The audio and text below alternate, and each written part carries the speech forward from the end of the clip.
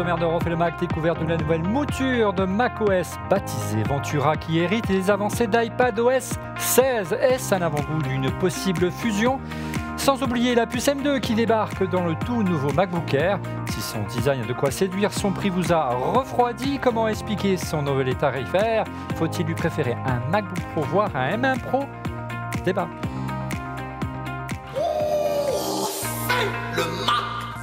Et bonjour à toutes et à tous. Vous regardez On refait le Mac, alias ORLM. Très heureux de vous retrouver pour notre débat tech hebdomadaire. Merci encore pour votre fidélité. N'hésitez pas à nous soutenir en vous abonnant à notre chaîne YouTube avec comme chroniqueur ici en plateau à mes côtés Stéphane Zibi de Ionix. Bonjour Stéphane. Bonjour Olivier, bonjour à toutes et à tous. À ses côtés également, il a installé la bêta de macOS Ventura très rapidement. Il s'agit de Laurent Pantanage. Bonjour Laurent. Bonjour tout le monde. Et en duplex depuis Bordeaux, notre jeu trouve tout de la tech et notamment des puces Apple Silicon dont les infos et prédictions sont aujourd'hui reprises par les grands leakers de YouTube. Monsieur Fred Crassa. Bonjour Fred, ça va? Bonjour Olivier, ça va très bien, je suis ravi d'être là. Alors tu vas tout nous dire sur la puce M2 qui équipe le nouveau MacBook Air, mais aussi la mise à jour du MacBook Pro dont nous allons beaucoup parler dans cette émission. Enfin en duplex de Lausanne, Didier Policani de Mac Forever. Bonjour Didier. Mais salut les amis, ça fait plaisir de vous retrouver là, avec plein de petites annonces. C'est clair, nous aussi ça te fait plaisir. Et puis on aura le plaisir de parler plus longuement avec toi, j'espère dès la semaine prochaine, des machines lorsqu'on les a reçues. Un mot au sujet du club ORLM. Abonnez-vous au club ORLM, c'est une formule premium et payante de la chaîne On refait le Mac sur YouTube, un abonnement qui va vous permettre de regarder On refait le Mac en direct 24 heures en avance. En ce moment, les premiers à regarder en direct, vous êtes les premiers à nous regarder en direct chaque semaine, ce sont les abonnés au club ORLM. On les salue au passage. Ils regardent l'émission 24 heures avant tout le monde. Ils vont pouvoir poser, n'hésitez pas à nos amis du club, poser des questions live et en vidéo. Donc c'est Laurent qui check le chat YouTube et également de participer à des groupes de discussion privés. On a ouvert un Discord pour cela. Et puis vous viendrez ici, vous pourrez venir à loisir quand vous voudrez, visiter nos studios, participer à des soirées exclusives ici au Village Baïséa, au cœur de Paris. Vous trouverez le lien pour vous abonner au club ORLM dans la description de cette vidéo. Et puis vous avez vu passer le synthé avec le QR code. Et nous avons déjà reçu cette semaine une question vidéo du membre VIP du club ORLM. Il s'agit de Poquitos. On regarde. Bonjour à toute l'équipe et au club On refait le Mac. Cette semaine, j'ai une question pour vous. À votre avis, avec la petite révolution iOS 16 qui est liée au lock screen, est-ce qu'on pourrait s'attendre à avoir du Always On Display avec les prochains iPhones qui sortiront en fin d'année? Voilà, merci beaucoup à tous et à bientôt. Merci beaucoup Poquitos. Laurent, on a un peu abordé ce sujet la semaine dernière, mais tout laisse à penser qu'effectivement, la bêta d'iOS 16 soit un avant-goût d'un écran toujours allumé sur l'iPhone. Moi, je suis all-in là-dessus. Je suis sûr à 99% qu'ils vont le faire. La raison, c'est que en fait, j'avais mis un écran très coloré, tu sais, sur mon iPhone. Je me suis amusé à mettre un écran noir. Et du coup, quand tu vois le texte écrit en monochrome, tu imagines très bien ce que ça ferait en mode écran éteint. Et juste cette information, moi, je suis quasiment certain. Didier, tu confirmes? Tu n'étais pas avec nous pour l'émission la semaine dernière, mais tout laisse à penser qu'Apple y va. Hein. Oui, alors je dirais que le seul truc un peu dommage, c'est qu'ils aient attendu d'avoir le Always On pour nous mettre des widgets sur la home, ce qui était quand même pratique, plutôt que d'aller à chaque fois chercher la météo, toutes les petites infos. Donc tant mieux que ça arrive maintenant, et surtout ça arrive quand même pour tout le monde, c'est-à-dire qu'on l'aura même si tu n'as pas l'écran qui est toujours allumé, quoi. Allez, pour être complet, avant d'entamer véritablement l'émission sur macOS et sur les nouveaux MacBook Air et MacBook Pro, un salut particulier à Michel du côté du pont de Beauvoisin, qui ne rate, paraît-il, aucune de nos émissions. Salut Michel et merci de nous soutenir. Retour donc sur le débriefing de la WDC 2022 et l'on commence par une question qu'on vous a posée cette semaine sur le compte Twitter d'ORLM.tv. À la vue de la bêta de macOS Ventura et des nombreuses fonctionnalités héritées d'iPadOS, pensez-vous qu'Apple se dirige vers une fusion entre le Mac et l'iPad? Vous étiez 51,3% à penser que oui, il y aura bien une fusion contre 48,7% répondent non, hein, une courte majorité. Alors, vous êtes pas mal à réagir, très nombreux à réagir à cette idée de fusion. Vous êtes assez partagés. Regardez ces réactions sur Twitter, notamment de Philippe Barcon, une direction similaire. Oui, mais je me demande comment Apple va effectuer ce virage, réussir à donner une identité à une utilisation unique à l'iPad sans pour autant cannibaliser le Mac. Je ne pense pas qu'Apple souhaite se diriger vers une fusion du Mac et de l'iPad. Autre réaction, regardez, De jetons Bajrami, toujours sur le compte Twitter dont on refait le Mac. Oui, il s'appelle iPac. Ouais, c'est rigolo. Trêve de mondanité, oui, c'est indéniable, mais uniquement sur la gamme Pro de l'iPad. La fusion uniquement sur la gamme Pro, pourquoi pas, au vu des dernières nouveautés logicielles de macOS. L'interface tactile est presque prête. Navigation façon iOS dans le menu réglage, par exemple. On va en parler dans un instant. Effectivement, c'est une belle avancée de Ventura. Et enfin, dernière réaction au sujet de cette fusion de Stéphane Ferré. À moins que de se priver de la clientèle en entreprise et université, je les vois mal imposer l'App Store. L'App Store, donc, c'est l'outil d'Apple, vous le connaissez tous, qui serait un passage obligé, effectivement, pour installer des logiciels sur Mac, ce serait un peu bizarre. Quand on voit qu'il y a une version MATLAB tournant sur macOS, Intel est bientôt sur Apple Silicon, ça prouve que macOS est pris au sérieux par des boîtes en B2C. Allez, une brève réaction, puisqu'ils n'étaient pas avec nous la semaine dernière, peut-être de Didier et Laurent, sur cette... On sent bien que macOS, on va en parler dans un instant, se rapproche d'année en année. Hein. On n'est pas encore dans du tactile, loin de là, à mon grand regret, mais la similarité est grande d'année en année, Didier. De toute façon, dans les faits, ça se ressemble. On va le voir juste après. L'un qui te repique les réglages système, l'autre qui te repique là, cette espèce de stage manager. Donc oui, en fait, de toute façon, moi je pense que c'est clair qu'ils essayent de faire converger les deux. La question, c'est est-ce qu'il y a une vraie vision derrière? Moi, c'est ça que je me demande, parce que là, j'ai l'impression qu'on te met des briques par-dessus. Alors des fois, ça marche. C'est ça. Et puis des fois, ouais, voilà. Mais c'est un peu la stratégie de Tim Cook. On regarde un peu ce qui marche et puis on s'engouffre dès qu'on voit que ça marche. Là où Steve Jobs, des fois, avait quand même peut-être une vision un peu plus visionnaire, justement, un peu plus, tu vois, plus ambitieux sur certains produits, même si des fois, il faisait des flops aussi, faut pas se leurrer non plus. Mais c'est vrai qu'on avait avant une belle séparation entre l'iPad et le Mac, et aujourd'hui, c'est plus le cas. Et puis, ça perturbe les gens. Moi, je vois, quand j'ai fait mes vidéos, les gens étaient assez perdus sur cette espèce de fusion, justement. Une brève réaction de Fred et peut-être Laurent en plateau. Fred, t'en penses quoi? J'en pense qu'effectivement, on voit sur le sondage, c'est assez partagé, 50-50. Mais tout dépend tout dépend de ce qu'on entend par fusion. Il y a quand même beaucoup de fusion au niveau des API, au niveau pour les développeurs, ça se rejoint quand même beaucoup. Après, les développements sont communs aujourd'hui, Fred. Oui, bien sûr, il y a beaucoup de choses communes, même s'il y a quand même des particularités. Mais comme le Mac n'est pas tactile, je sais que c'est un sujet un peu délicat chez Olivier, mais tant que le Mac ne sera pas tactile, je ne vois pas comment on pourrait vraiment avoir une fusion. Voilà. C'est pas faux. Laurent, pour conclure. Oui, alors, je vais aller un peu plus loin que ce que dit Fred sur les API. En fait, ce qui est très intéressant, deux choses pour moi. La première, c'est on y a cru l'an dernier quand la barre de menu de l'OS s'est élargie en haut et que les icônes se sont écartées. On s'est dit, ils le font. Il y a 2 ans. Tout à fait. On pense que le tactile arrive et c'est pas venu. Oui, mais cette année... Donc il y a eu énormément de sessions donc à la DubDub sur comment développer une seule fois. Et ça c'est intéressant parce que ça veut dire qu'il y a une idée derrière sur tu développes une fois et tu l'utilises partout. Et je pense que l'étape d'après c'est tu développes une fois et en fait ça marche partout. Ouais. C'est-à-dire que c'est la même appli. En fait c'est exactement ça. Qui est la grande mode ces derniers temps. Bon, il y a React qui a été fait par Facebook, qui permet de développer sur les 3 plateformes, c'est-à-dire iOS, Android et sur desktop sans aucun souci. Et on a un seul slot. Et donc, il y en avait plein. Unity, il y avait plein d'autres frameworks comme ça qui permettaient ce type de choses. Donc, c'est sûr que c'est même pas une tendance, c'est que c'est l'obligation. Simplement, maintenant, l'autre tendance, c'est le no-code. C'est donc faciliter les gens à développer. Donc, avec Swift UI qu'ils ont fait, c'est quelque chose de fantastique. Donc, c'est sûr que on y vient, mais bon, moi, je sais pas pourquoi, je rigole à chaque fois que vous en parlez, parce que je me dis, comment ils feraient ça? Ils zigouilleraient une partie de leur part de marché qu'ils ont fait avec les tablettes ou avec les ordinateurs, parce que s'il n'y en a un qui en paierait quelques conséquences, quoi. Forcément. Et donc, j'ai du mal à y croire, quoi. Voilà, c'est pour ça que je rigole. Et j'ai le vieux fantasme d'Olivier, peut-être dans 20 ans, je sais pas. Le fantasme d'Olivier, c'est pas ça. Le fantasme d'Olivier, et moi j'ai le même. Alors, on va encore me dire que je suis lèche-bot. Si vous saviez qu'on me semer sur la gueule en dehors de l'émission.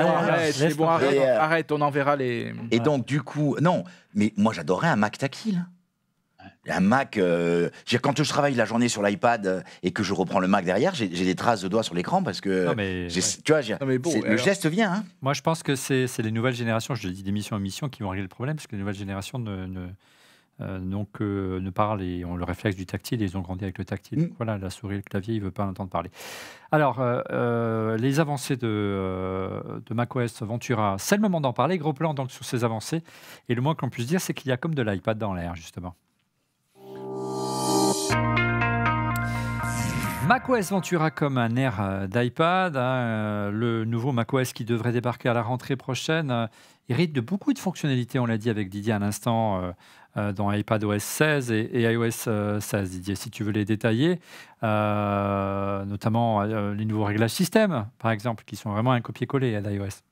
Oui, et d'ailleurs, c'est très perturbant quand tu es un habitué du Mac. Alors, tous ceux qui viennent de l'iPhone, je pense, retrouveront leur petit, puisque c'est exactement la même organisation. Hein. Tu as sur la partie gauche donc, toutes les sections qu'on retrouve sur l'iPhone, avec notamment le Wi-Fi, le Bluetooth, etc.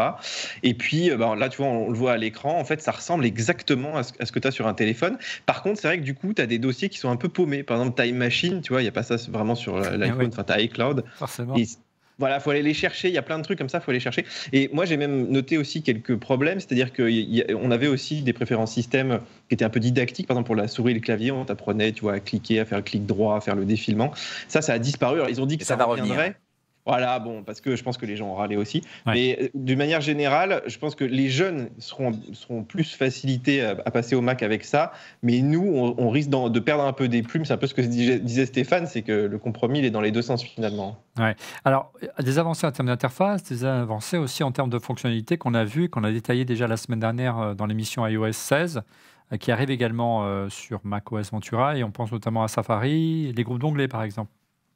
Oui, ça c'est pour partager des groupes d'onglets. Alors c'est marrant parce que nous on l'a essayé comme ça, plusieurs et tout, mais le temps de mettre ça en place, tout, je sais pas si toi si on C'est te pas l'a la rajouté comme fonctionnalité ça. de base qu'on va peut-être.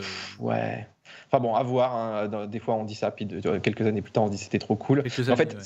pour eux, je pense que c'est facile d'adapter ça, comme par exemple dans Messages, tu vas pouvoir modifier les envois, tu vas pouvoir aussi annuler un envoi. Alors bien sûr, il y a un petit délai quand même. Et ça, c'est puisqu'ils développent maintenant les applications en même temps hein, sur Mac et sur iPadOS, c'est un peu le même programme qui est derrière.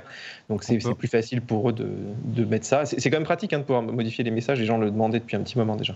Modifier, donc envoyer, annuler l'envoi comme sur iOS 16 et surtout également le marquer comme lu. Comme non lu. Comme non lu, pardon. Et donc revenir en arrière. C'est fou que ce truc n'existait pas, hein, l'air de rien.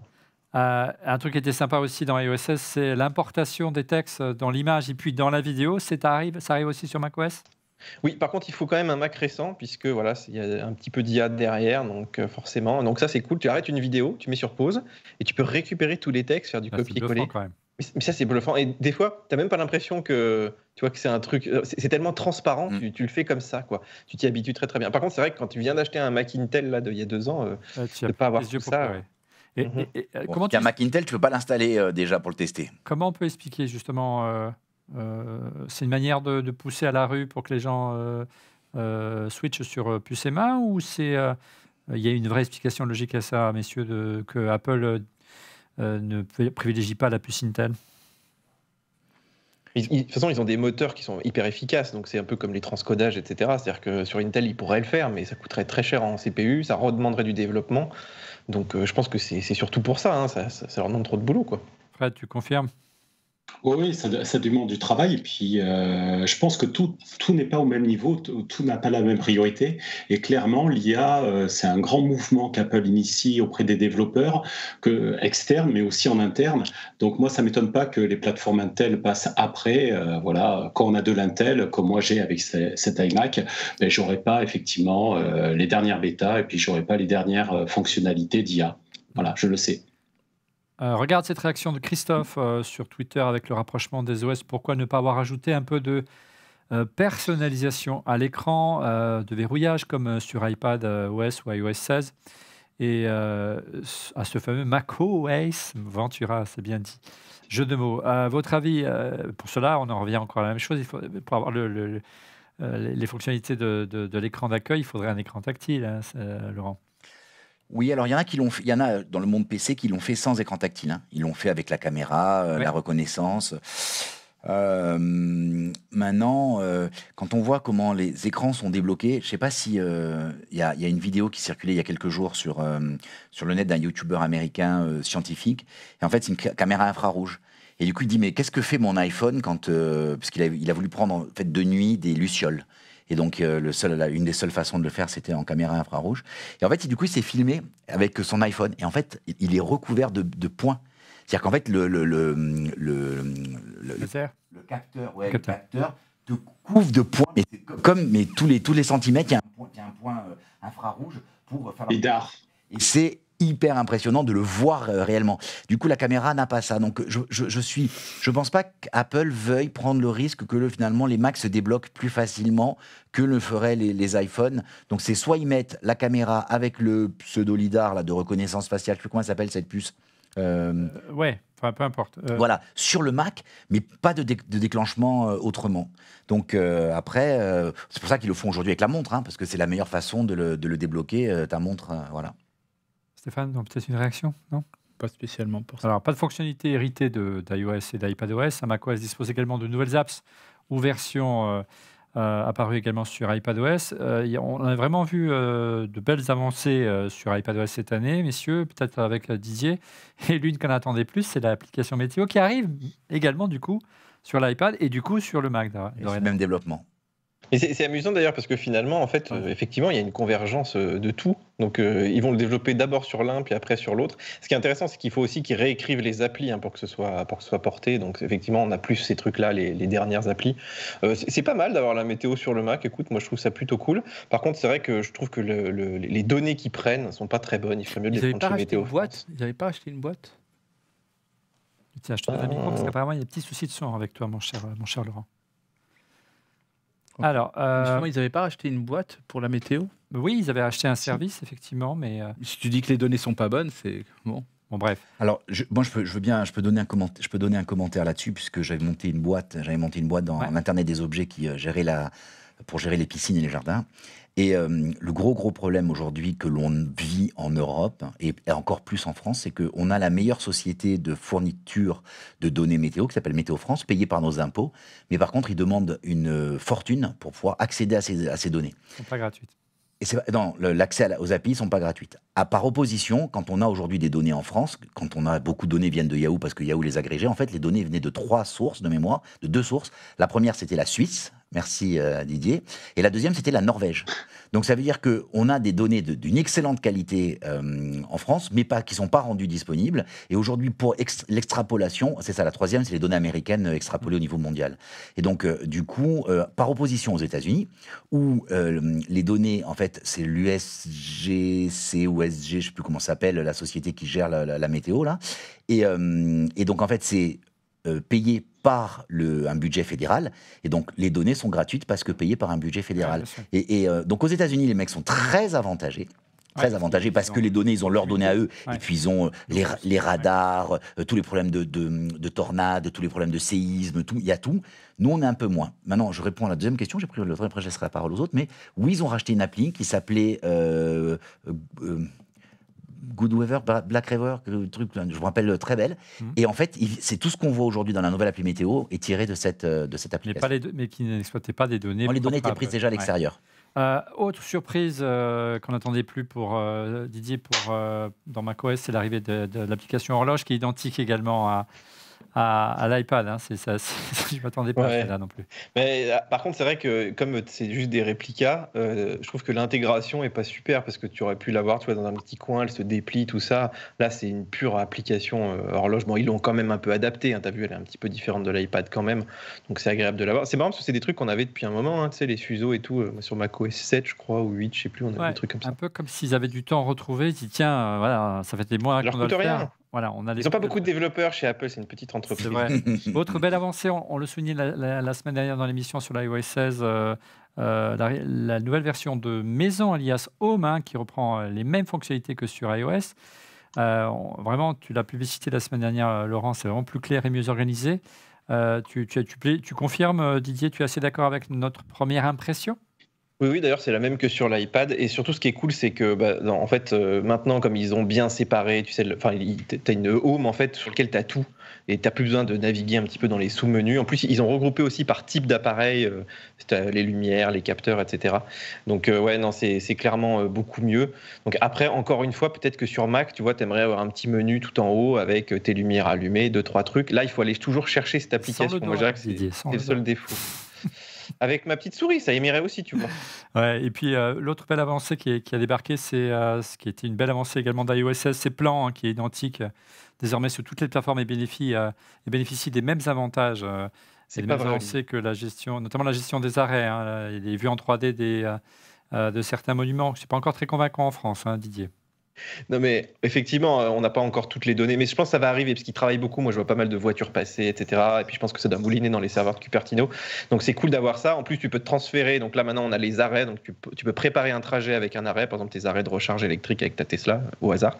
Et tu peux l'envoyer sur l'iPhone, donc préparer ton trajet. Ça, c'est plutôt cool. En fait, moi, je trouve ce qui manque là-dessus, plutôt que tu vois, d'avoir des jolis petits graphiques en 3D tout mignons, peut-être qu'il faudrait surtout qu'ils fassent une version web. Parce que franchement, je trouve ça fou qu'on n'ait pas ça aujourd'hui. Parce que tous les gens sur PC, tous les gens pour rajouter des points d'intérêt, etc.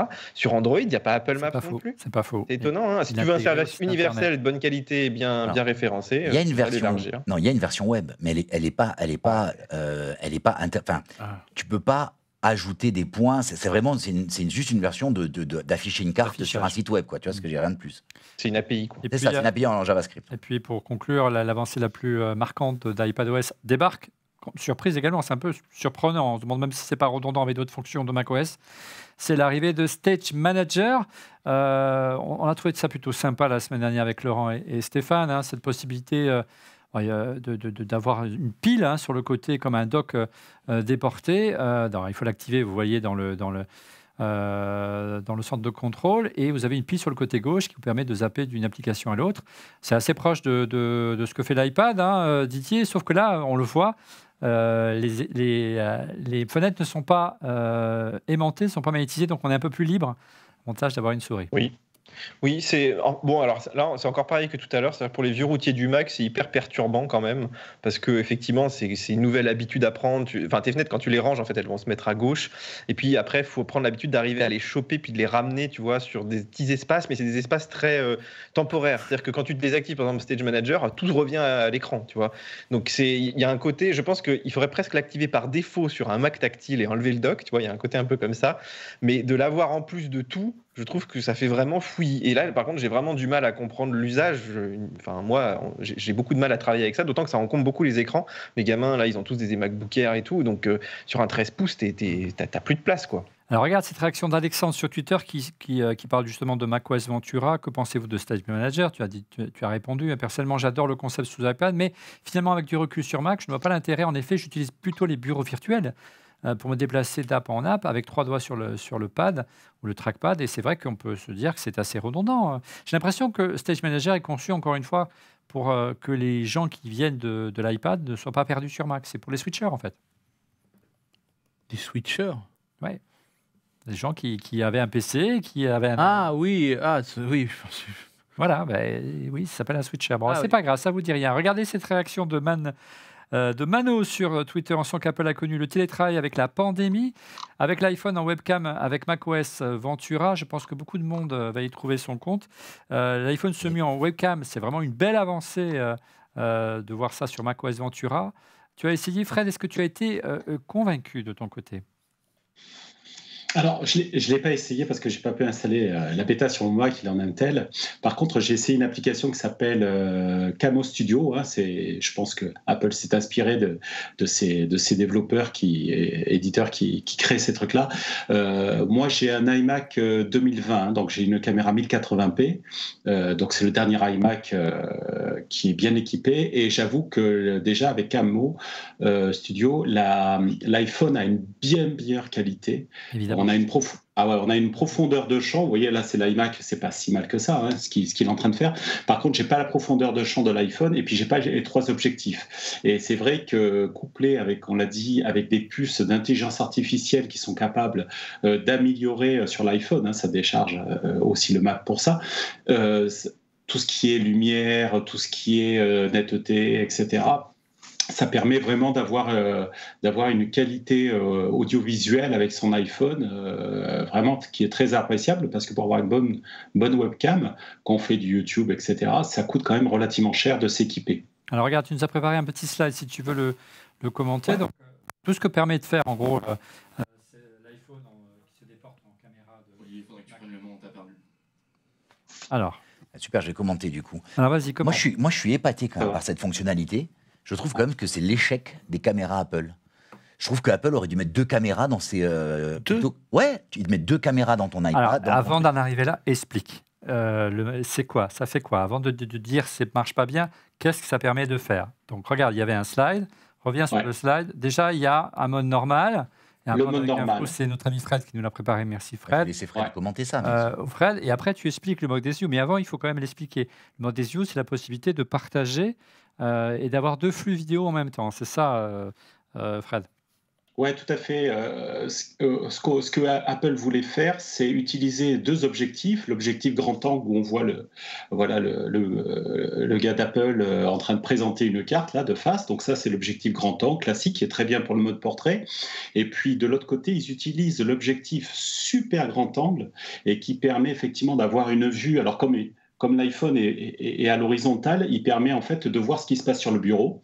Alors là, je vous ai fait effectivement le schéma pour mieux comprendre comment ça fonctionne. Vous voyez en bleu, ça c'est le mode portrait, c'est l'objectif normal, hein, voilà, qui prend en bleu. Là, c'est Greg Federighi. Et comme vous avez le super grand angle, là, c'est celui qu'on utilise pour faire les super paysages. Là, c'est du 120 degrés. Je crois que je l'avais marqué. Ouais, c'est beaucoup plus grand. Ouais, 120 degrés contre 80 pour le mode portrait. Et bien en fait, il est capable juste sur la partie basse, là, les 20 degrés, il est capable de saisir l'image. Effectivement, il faut la couper, il faut la redresser parce que bien sûr, elle est déformée.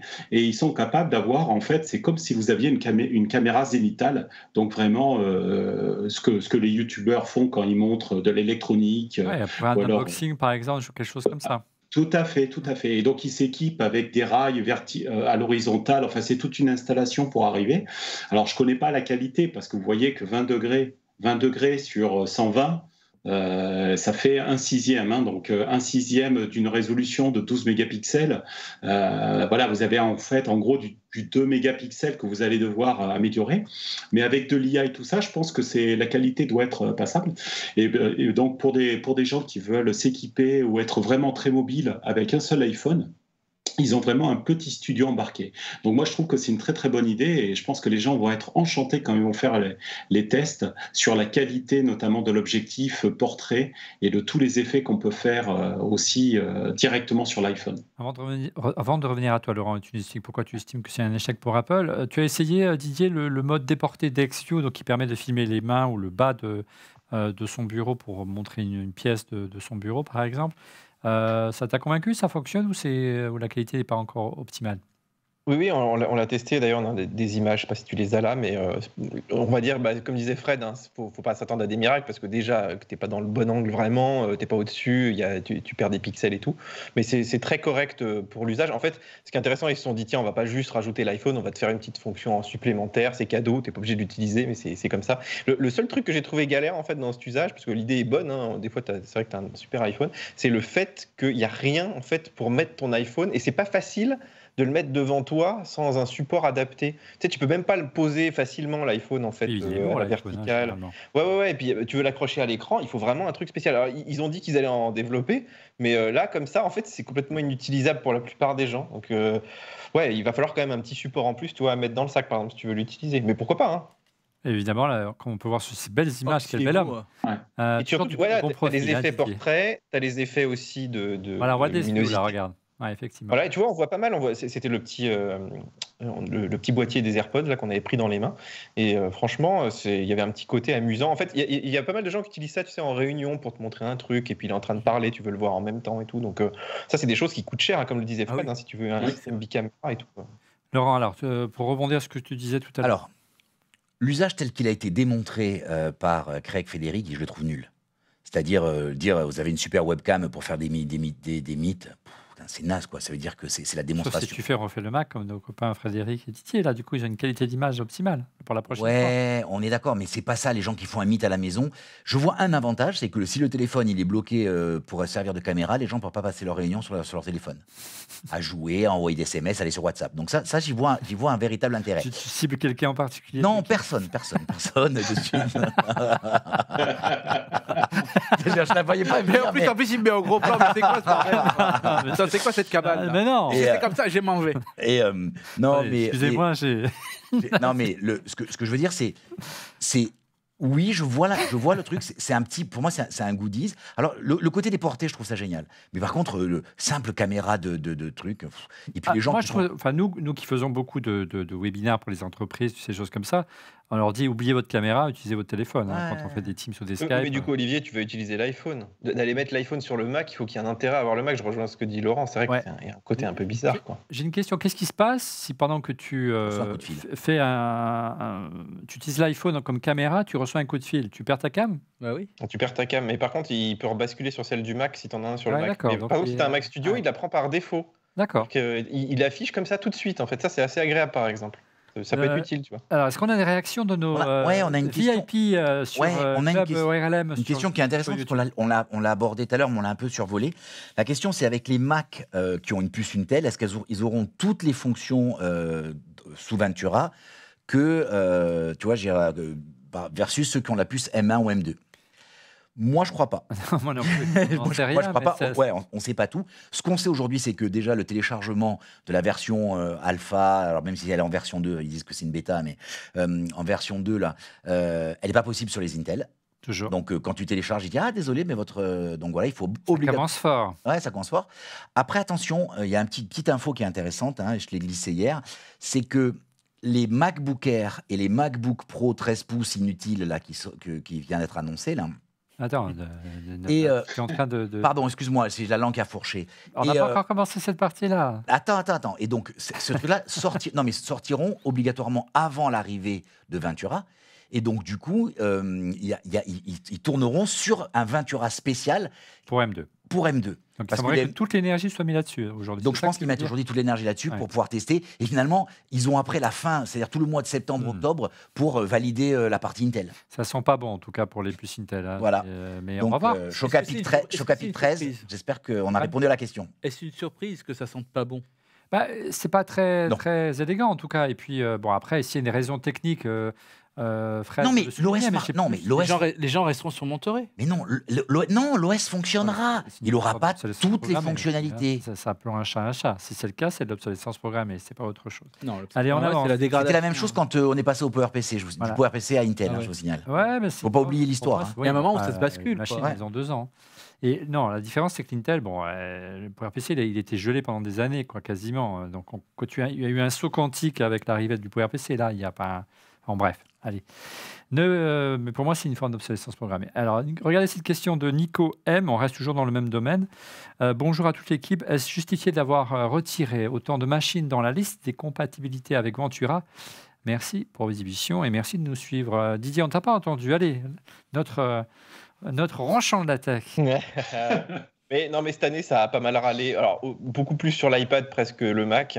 Mais c'est vrai que là, quand tu vois qu'il faut des iMac de 2017 pour faire tourner le système, tu dis c'est quand même des machines qui ont 5 ans. Bon. Mais je sais pas quoi dire. Apple n'était pas si mauvaise jusque-là. Donc c'est vrai que de temps en temps, ils te font un petit saut comme ça parce qu'ils ont envie de se débarrasser aussi un peu des vieilles bécanes.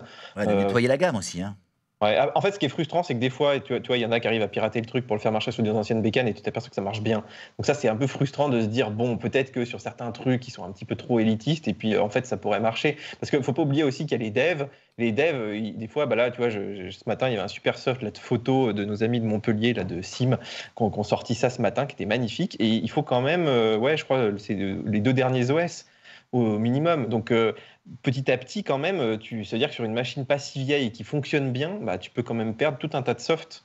C'est un peu frustrant, quoi. Sous Windows, par exemple, je trouve que tu as beaucoup moins de pertes de compatibilité sur 10-15 ans. Windows, qu'est-ce qui lui arrive? Ouais, non, mais bon, bref. Non, mais sérieux, qu'est-ce qui arrive aujourd'hui? Tu peux jouer à des vieux jeux sous Windows. Sur Mac, tu peux jouer à aucun jeu si tu as un Mac récent, par exemple. Tu vois? Ah ouais. Oui, voilà. Ça, le jeu, effectivement, c'est le parent pro. Non, mais le jeu, c'est vrai qu'il n'y a rien à dire. Allez, on va revenir dans un instant sur les annonces phares de la WWDC, à savoir les annonces matérielles, le MacBook Air M2 et le MacBook Pro. Mais d'abord, place au busomètre. Le busomètre, ce sont les actus et rumeurs qui ont le plus buzzé sur le site Mac Forever et autour de la communauté Apple. Et bien sûr, comme chaque semaine, c'est notre ami Didier Policani qui s'y colle. À toi, Didier.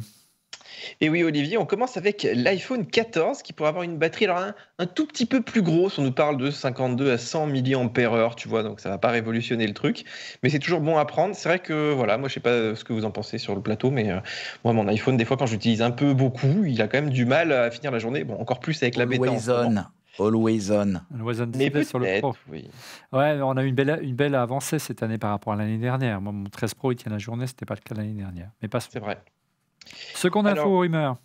Alors là, on reparle. Alors, tu sais que tout le monde était déçu de ne pas avoir le Reality OS, enfin voilà, le casque VR d'Apple, toute l'armada derrière autour de la réalité virtuelle. Donc, on nous dit toujours que ce sera pour l'an prochain, hein, comme l'année dernière et les années d'avant.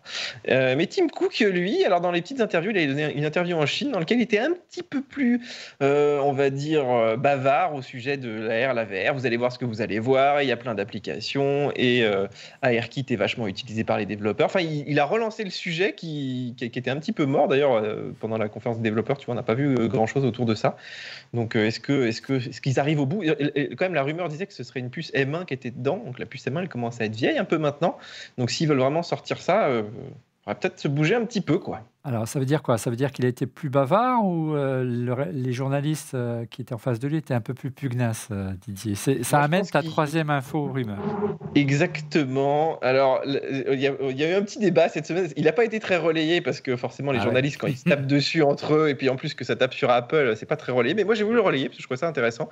Donc, c'est un article d'Arrêt sur Image qui dit qu'Apple est une machine à tuer le journalisme en prenant des petits exemples de la couverture justement de la keynote. Alors, tu sais, Apple a envoyé les grandes chaînes de télé, il y avait aussi Numérama, etc.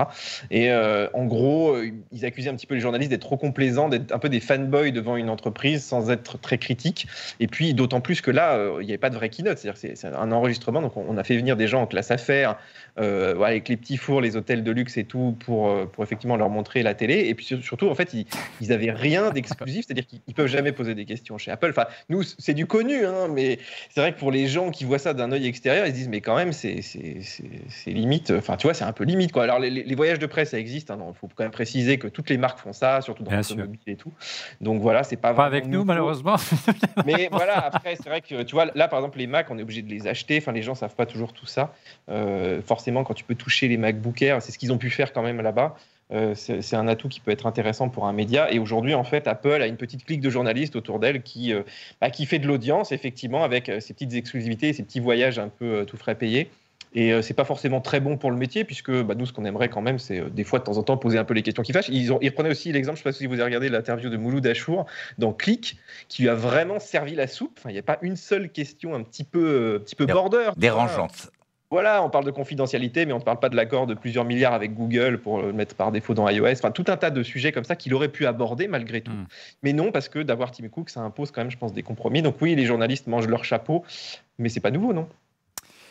Je ne te dis pas le nombre de chapeaux. Attends, je regarde, j'en ai quelques-uns. Non, mais on peut faire l'émission entière si tu veux, encore sur ça, si tu veux. Non, mais bon, nous, on n'est pas en première ligne, malheureusement, et on le saura, malheureusement, jamais, mais on aimerait bien poser des questions à nos amis, pas forcément Tim Cook, mais au moins une petite interview de Craig Federighi. Mais ça fait partie du jeu de poser de temps en temps une question qui soit un peu dérangeante. Elle fait partie aussi de la crédibilité des gens qui les posent.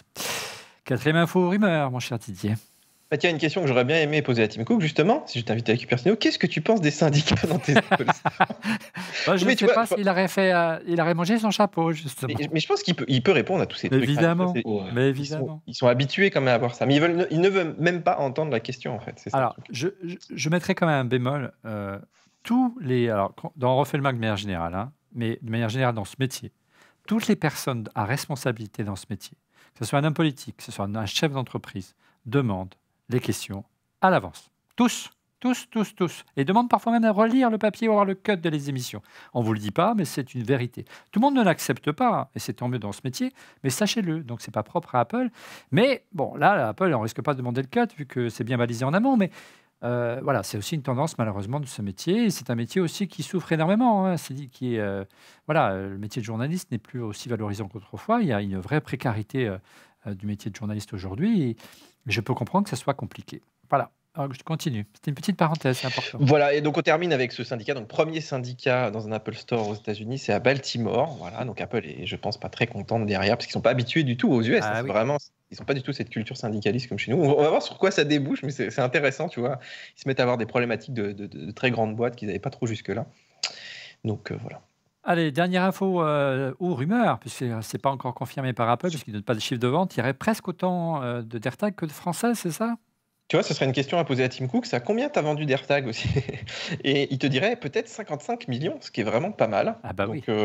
ouais, c'est vrai. Enfin, moi, j'en vois quand même pas mal autour de moi. Alors, c'est marrant, les gens en mettent vachement sur, évidemment, sur les. En fait, ils s'en servent de tracker pour leurs affaires, leurs bagages, beaucoup dans les aéroports et beaucoup sur les gamins. Moi, autour de moi, ils en mettent tous dans les cartables et tout, c'est rigolo. Alors que Tim Cook te dit non, la vie privée, attention, les amis, c'est pas pour suivre les gens, mais tout le monde fait ça. Mais c'est ça qui est sympa. Allez, gros plan à présent. Mais on les aime bien, on les adore. Hein. Bon, après, il faut quand même On sera dire, pas invité. il faut quand même dire que ça déclenche. Enfin, tiens, moi, j'en ai un dans la voiture, mais dès que ma compagne Tu s'assoit, parles de mes AirPods? Non. non. Enfin, Mais dès que ma compagne est à côté, du coup, elle a son téléphone qui bip et il y a le AirTag qui bip parce qu'avec moi, il n'y a pas de problème parce qu'il est configuré avec mon compte, mais avec le sien, non. Et du coup, ça bip tout le temps. Quoi. vous êtes suivi, madame, Ah par non, votre c'est- mari. Allez, gros plan à présent sur les nouveaux MacBook Air et MacBook Pro équipés tous deux de la nouvelle puce M2. Qu'apporte-t-elle de plus par rapport à une puce M1, voire à M1 Pro? On va tout savoir avec notre ami Fred. Regardez, elle est belle, la puce M1, M2, Fred, elle est... tu nous as préparé plein de Elle est slides. fraîche, elle est fraîche, la puce M2. Ouais. En tout cas, ce qu'on veut dire, c'est qu'elle est entre guillemets plus grosse hein, que la M1. C'est un tout nouveau packaging, hein, Fred. Et oui, parce que la puce, effectivement, elle a pris de l'embonpoint. On l'a mesurée à peu près, on l'a estimée à 150 mm². Donc ça a pris de l'embonpoint. Et puis en plus, la RAM aussi est un peu plus haute. Ah, regarde, si tu veux détailler le slide, Fred, Ouais. on voit vraiment la différence entre les M1 et les M2. Et puis on voit les autres philosophies à côté, le M1 Pro, le M1 Max et le M1 Ultra. Donc elle est Ultra. grosse, mais on n'est pas sur un M1 Ultra quand même. Hein. Non, l'Ultra, c'est vraiment, c'est Ultra, c'est vraiment une très très grosse puce. Mais ce que j'ai voulu mettre aussi, c'est, on en avait parlé hein, la dernière fois que j'étais venu. Moi, j'étais persuadé qu'ils allaient augmenter la bande passante. On voit, et c'est pour ça que ça monte, on voit que la partie, les Américains aiment bien me parler de scale, de mise à l'échelle, hein, de pouvoir augmenter comme ça très rapidement, notamment la bande passante de la mémoire. On voit qu'on est passé effectivement de 68 gigas de débit, c'est-à-dire tous les GPU, les CPU, enfin tous les blocs fonctionnels qu'il y a dans la puce ont accès à maintenant avec le M2 à 100 gigaoctets par seconde de débit. Et donc pour faire ça et pour ajouter des cœurs, etc., ils ont dû un peu la grossir. Mais ça reste une taille raisonnable. Il ne faut pas oublier que c'est censé être les machines les plus vendues. Donc il faut quand même que tout ça, ça rentre dans des Mac pas trop grands, qui chauffent pas beaucoup. Hein. Je crois que le MacBook Air, il a perdu 20% en volume. Avec le M2, il a perdu 20% de volume par rapport à l'ancien MacBook. Donc, c'est encore plus confiné. Il faut plus de puissance. Il ne faut pas que ça chauffe trop. Et puis, la carte mère, vous savez, la carte mère, elle est au fond hein, du Mac, puisqu'il y a les batteries devant. Et donc, c'est une bande comme ça qui est au fond, avec les haut-parleurs et les ports sur le côté. Donc, il n'y a pas beaucoup de place. Donc, Tim Millet, le patron qui était passé chez Marques Brownlee, s'est félicité d'avoir essayé de contenir tout ça, plus de mémoire, notamment les 24 gigabits. Tout ça dans un format vraiment très petit. Donc on l'a vu sur cette slide précédente, effectivement, que la mémoire prenait tout simplement plus de place, et que la puce, si on regarde la puce toute seule, elle a aussi grandi, il y a toujours plus de transistors hein, par rapport à la M1. Hein.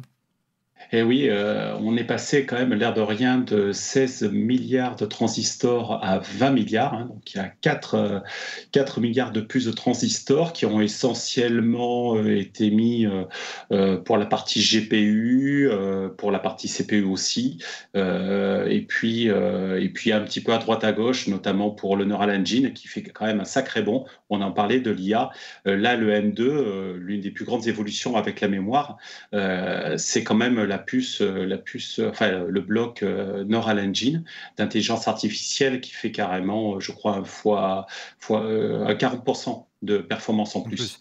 Alors là, a priori, effectivement, on pourrait se dire, on voit le gain de puissance à l'œil grâce à la taille de la puce, Ouais. mais il y a quelques petites spécificités qu'on va détailler ensemble qui vont expliquer les différences avec le M1. Mais avant, peut-être une réaction en plateau de Laurent. Non, on a une question. Une question sur... Ouais, on a une question. Et je pense que c'est une question qui est hyper intéressante. Et on en parle un petit peu après, mais du coup, je vais la dire et on pourra y répondre. C'est Jean-Christophe Landais, qui est un de nos VIP. Il pose la question, actuellement, j'ai un MacBook Pro M1. Je compte passer sur un 16 pouces. Et donc, M1 Pro. Et donc, du coup, faut-il investir maintenant dans un M1 Pro ou attendre un éventuel M2 Pro? Bonne question. C'est une bonne question. Et on n'a pas la réponse. Non, on n'a pas la... Et je ne sais pas quand est-ce que le M2 Pro... C'est difficile de parler sur des produits qui ne sont pas sortis. Ouais. Quoi. Voilà. Mais la question qu'on va voir, c'est qui est plus compliquée, c'est est-ce qu'il vaut mieux prendre un MacBook Air ou un MacBook Pro M1? Voilà. Alors, ça, on va la couvrir tout à l'heure. On va le montrer tout à l'heure parce que Fred nous a préparé une petite slide à ce sujet. Alors, quelles sont les différences, Fred, concrètement, entre une puce M2 et une puce M1 déjà, oui, en termes de gravure notamment. Oui, ça a été annoncé. Alors, c'était pas très précis, mais ils ont dit que c'est la seconde génération. Pour ceux qui ont suivi la keynote, c'est la seconde, ils le marquent partout, seconde génération de 5 nanomètres. Donc, on pense que c'est ce qu'on appelle chez TSMC le N5P. Et donc, effectivement, grâce à ça, ils ont une densité de transistors un petit peu meilleure. On est toujours en 5 nanomètres, mais on peut en mettre un peu plus. Mais vous voyez que ça n'a pas suffi parce qu'elle est plus grosse. Et donc, ce qu'on a effectivement avec le M2, mais ça a été dit, c'est le passage à mémoire. Je l'ai mis en violet.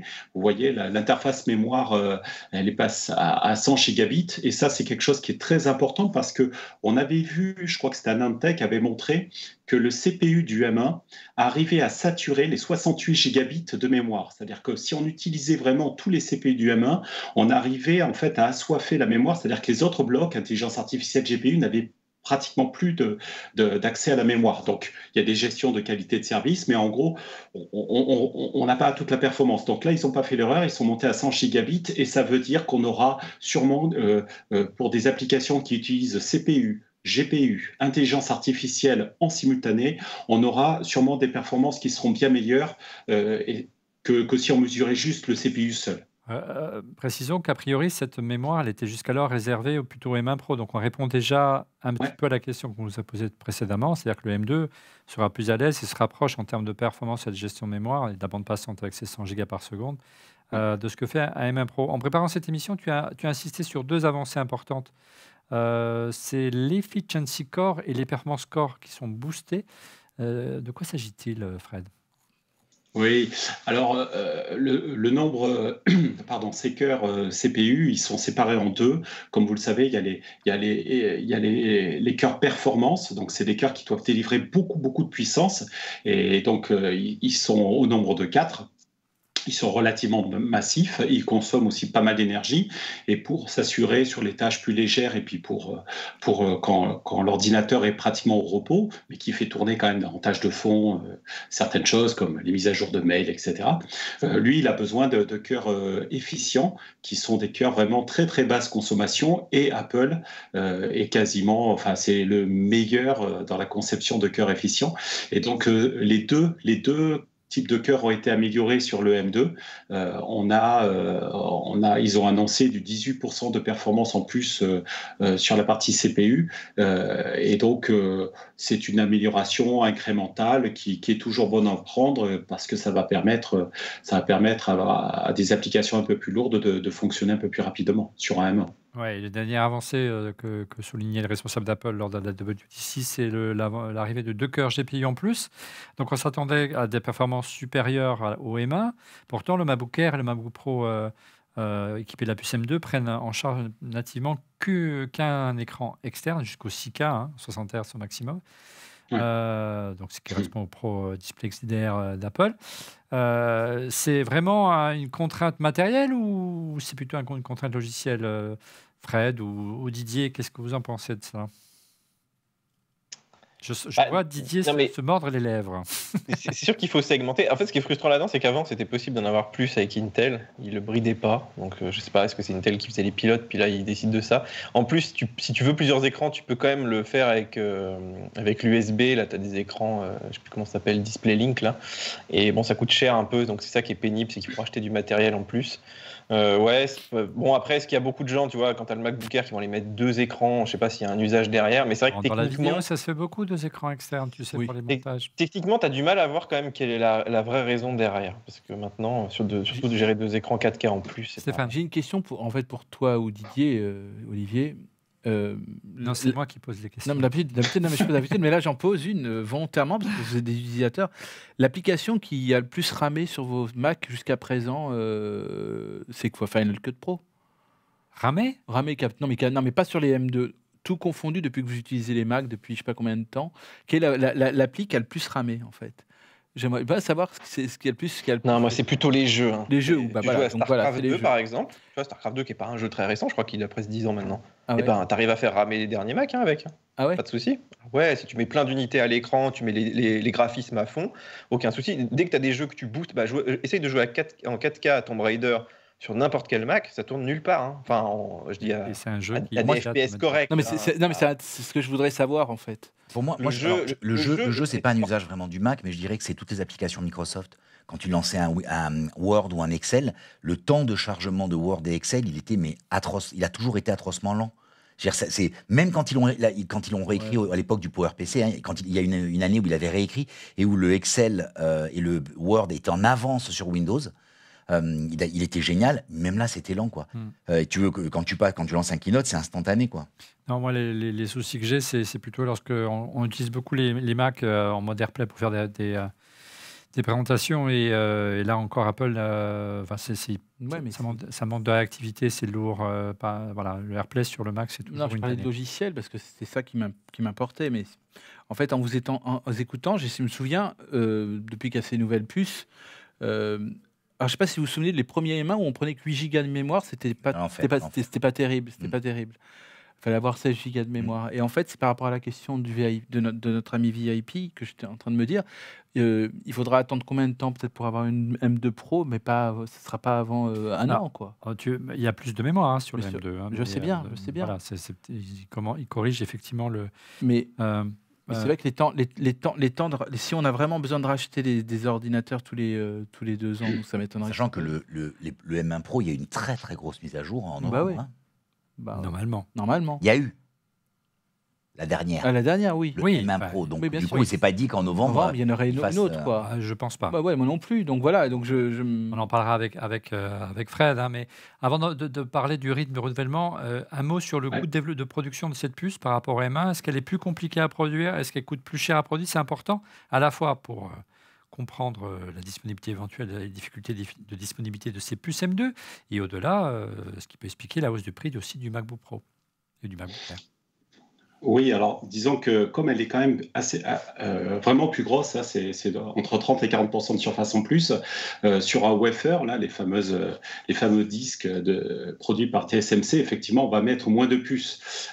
Par contre, l'avantage de la deuxième génération du N5P, c'est qu'en principe, le rendement est meilleur. C'est-à-dire le N5, il a évolué, TSMC améliore son process, etc. Et au bout d'un moment, là, le N5, ça fait un petit moment, ils sont capables de dire à leurs clients, passez sur du N5P, vous aurez plus de transistors et vous pourrez faire déchets sur la ligne de et vous aurez un rendement parce qu'on le maîtrise bien et on n'est plus en train de démarrer une nouvelle technologie comme ça fut le cas quand ils sont passés du N7 au N5. Donc quelque part, je pense que ça doit s'équilibrer. Par contre, ça coûte plus cher parce qu'effectivement, ils vont découper moins de puces, beaucoup moins de puces dans le wafer de le wafer, pour ceux qui ne savent pas, c'est un petit peu la plaque dans laquelle sont cultivées les puces, sont fabriquées les puces. C'est un énorme cercle dans lequel on construit les puces et après on découpe ces plaques en petits carrés qui sont les puces, tout simplement. Tout à fait. Et Olivier, on avait présenté pour le M1 Pro et tout ça un slide qui en gros montrait qu'on a à peu près 500 puces M1 à découper sur un wafer de 300 mm de diamètre. Et là, j'ai fait l'estimation sur le M2, on passe à 400. Donc, passer de 500 à 400, c'est énorme. Hein. C'est quand même important. Ouais. Donc, après, les informations sur le rendement, elles sont hyper confidentielles, c'est hyper stratégique. Donc, on a du mal à avoir vraiment les infos. Certains disent qu'on a un rendement de 60%, donc 40% de déchets. D'autres disent que c'est plutôt 80-90% maintenant chez TSMC. On ne sait pas très bien, on sait pas très bien le vrai rendement. Oui, mais ça pour expliquer à nos auditeurs, le rendement, c'est que sur une galette, donc tu as un nombre de puces que tu mets. Et certaines de ces puces, elles sont testées, et certaines n'ont pas la qualité, la puissance, et puis les cœurs qui en fait, il faut imaginer, en fait, c'est comme une photo. Hein. Donc en fait, tu envoies de la lumière, enfin c'est sur différentes couches, et c'est comme ça que tu fais tes transistors. Et donc en fait, il y a un moment donné, il y a un transistor, une puce qui peut pas fonctionner au niveau de rendement attendu. Et donc, tu la bennes. Et donc, en fait, les mauvaises sociétés, elles sont à 50%, hein, et elles ne sont pas rentables. Et les meilleures sont à 80-90%. Tu vois, donc, il y a quand même 10% de déchets. Donc, si tu prends un wafer où il y en avait 500, tu passes à 400. Et sur ces 400, tu as 10%, c'est-à-dire que 10 ou 20%, tu en perds encore entre 40 ou 80. Tu vois, tu as quand même vachement de déchets sur un volume. Alors, est-ce que c'est la raison qui explique l'augmentation du prix des ordinateurs d'Apple équipés de la puce M2 ? On le dit en préambule, le MacBook Air est assez séduisant, mais son prix est assez élevé. 1 499 € pour le MacBook Air, 1 599 € pour le MacBook Pro M2. Est-ce trop cher ? Quel modèle choisir ? Débat. Parce qu'il est trop cher, le MacBook Air. Retour donc sur le MacBook Air qui hérite d'un tout nouveau design. Excite donc le profil, souvenez-vous, en goutte d'eau, qui était iconique de ce modèle. Le changement du design ne peut, en tout cas, expliquer à lui seul l'augmentation de prix. Est-ce que l'inflation, la chute de l'euro, à moins que ce soit une taxe Apple ? Regarde cette réaction de Mano sur Twitter, Laurent, elle était adressée. Question à Laurent, avec le MacBook Air M2, la taxe Apple est-elle revenue ? J'ai acheté le Air M1 en 8 Go, 512 Go de disque SSD à 1 400 €. Le même avec le nouveau design en M2 est à 1 850. 350 € d'écart, ça fait un peu beaucoup ? Non. Laurent ? Alors, oh là là, il y a un gros tableau là. Alors, très rapidement, c'est quoi la taxe Apple déjà que les gens qui ne connaissent pas le sujet, les produits sont vendus sur différents marchés. Donc les mêmes produits sont vendus sur différents marchés. Un iPhone 13 Pro est vendu aux États-Unis, en France et dans d'autres pays. Un MacBook Air est vendu aux États-Unis, en France. Le prix de vente décidé par Apple n'est pas le même dans les pays. Alors, on va dire c'est normal parce qu'aux États-Unis on achète en dollars et en France on achète en euros. C'est là où le bas blesse, c'est qu'en fait, quand on prend le prix en dollars tel qu'il est affiché aux États-Unis, c'est un prix hors taxe. Aux États-Unis, les prix sont toujours affichés hors taxe parce qu'il y a 3 taxes. Il y a ce qu'on appelle la sales tax, il y a une taxe d'État, il y a une taxe de comté, puis il y a une taxe locale. Bon, ça, certains, on pourrait l'assimiler à notre TVA. C'est pas une TVA, mais on pourrait l'assimiler. Donc, les prix sont elle est moins élevée. Oui, c'est de 0% à, je crois, le 8, plus 9. Élevé. Ça doit être, non, 11. Tu dois avoir 11, des États à 11. Ouais. Je crois que la Louisiane, c'est le plus haut. Ça doit être 11, 11, 7. Mais c'est pas ça. Du coup, on raisonne en prix hors taxe. On comprend le prix en dollars. Alors, pour aider à y resituer, parce qu'il a fait un post sur LinkedIn à ce sujet, donc je vous invite à aller liker le post de notre ami Laurent. Ça serait gentil. On a repris les slides que tu as mis sur les posts et tu peux décrire un petit peu la méthodologie et le raisonnement. Tout à fait. Le principe est simple, on a 2 tarifs. On a d'un côté un tarif en dollars US hors taxe et de l'autre côté, on a un tarif en euros TTC. Donc, on fait quoi ? On prend le tarif en euros TTC, on le met en hors taxe. Ensuite, on prend le cours du dollar à l'annonce, puisque ça a été fixé, le prix a été fixé. Oui, tout à fait. Donc, on le prend au moment de l'annonce, on convertit le prix en euros en dollars et on regarde la différence de prix. Ensuite, on remet la TVA sur cette différence et puis on reconvertit en euros. Et on se rend compte que sur le MacBook Air, j'ai pris les deux, parce qu'il y en a 2, il y a des configurations possibles. Il y a quand même 153 et 167 € en plus sur le modèle vendu en France. Ce qui est quand même 10% du prix, quasiment 10% du prix. J'ai regardé un peu et j'ai découvert, j'ai fait même ma petite enquête, c'est qu'on est en plus, on n'était pas tout à fait d'accord, et en plus, pour conforter ça, j'ai découvert qu'il y avait des pays où c'était bien moins cher qu'aux États-Unis, au Japon. Regardez les prix des iPhones au Japon. Oui, il y a même des produits qui sont moins chers en France. Un iPhone qui vaut 1000. Ouais, non mais c'est dingue quand même. Donc, allez au Japon. Non, mais je suis d'accord. Mais le clavier japonais est compliqué. Comment tu expliques les 10% d'écart ? Alors, il n'y a pas d'expliquer. Moi, j'ai pas d'explication. Moi, ça fait depuis 2003 que je suis les prix, que je m'intéresse à ce sujet. Et j'ai essayé de questionner Apple, j'ai questionné. On nous a dit, oui, mais vous comprenez, on se couvre sur les variations de cours. Et on avait fait un exercice avec Fred l'an dernier, où on avait lissé le cours, non pas sur la période de vie d'un appareil. Et donc, du coup, tu te rends compte que c'est plus exactement la même chose. Ce qui est très intéressant, c'est qu'en ce moment, le dollar augmente, il s'apprécie par rapport à l'euro. Hein. Donc les prix devraient baisser. Et non, alors le prix ne change pas. Ouais. Mais par contre, la taxe, elle change. Parce que si tu compares, donc si je prends la taxe qui était de 153 € au moment de l'annonce, Ouais. elle n'est plus aujourd'hui, Avec la montée du dollar. avec la montée de l'or, que de 130 €. Ça reste quand même 130 €. Alors ça, cet exercice, tu l'as fait sur le MacBook Air, tu l'as également fait sur le MacBook Pro. Je l'ai fait sur le MacBook Pro, tout à fait. M2. Ouais, Alors, je l'ai fait qu'est-ce sur que le ça- MacBook Pro, que moi je trouve un peu inutile. Mais, On va y arriver. et oui. Donc, et alors, Inutile, mais on va y arriver. oui, oui. Donc, alors, c'est intéressant parce que on se rend compte que c'est un peu le même montant. Hein. On était à 150, on est à 140. Comme le produit et on a un delta, on est entre 8 et 8%. C'est quand même 8% qui Donc, vont les carrés. directement dans la poche d'Apple. Ouais, et là, on a du mal à comprendre l'augmentation de prix, d'autant plus que là, le design n'a pas changé. Exactement. La R&D... Mais attention, la taxe Apple n'est pas liée au design. Hein. Ouais. Elle est liée, c'est un choix marketing, c'est un choix de stratégie produit, de stratégie de vente, pardon. C'est du sales marketing. C'est à quel prix on décide de le vendre. Sur les iPhones, c'est intéressant parce que Jusqu'à où sont prêts à aller les femmes oui, de sur les iPhones, c'est intéressant parce que sur les iPhones, il y a des taxes complémentaires, par exemple, la taxe pour la copie privée. Et on voit que les pays qui n'ont pas la taxe pour la copie privée en Europe ont des iPhones 10 à 20 € moins chers. Donc on le sait directement qu'il la répercute sur le consommateur. Mais là, on se dit, c'est quand même beaucoup, quoi. Didier, une petite réaction. Un net petit ronchon de l'attaque. Non, mais je pense que tu curieux. regardes par exemple l'automobile, les prix ont vachement augmenté. Ça, c'est juste pour la partie augmentation de prix. Les constructeurs quasiment augmentent tous les mois là, les prix des On a vu voitures. chez en ce moment. Tesla. Donc voilà, c'est une inflation qui est quand même globale, qui est liée à plein de choses, hein, au contexte, effectivement au cours des dollars, et puis aussi au fait qu'il y a moins de matières premières, donc plus de Mais là, on demandes. parle de taxe Apple. Hein.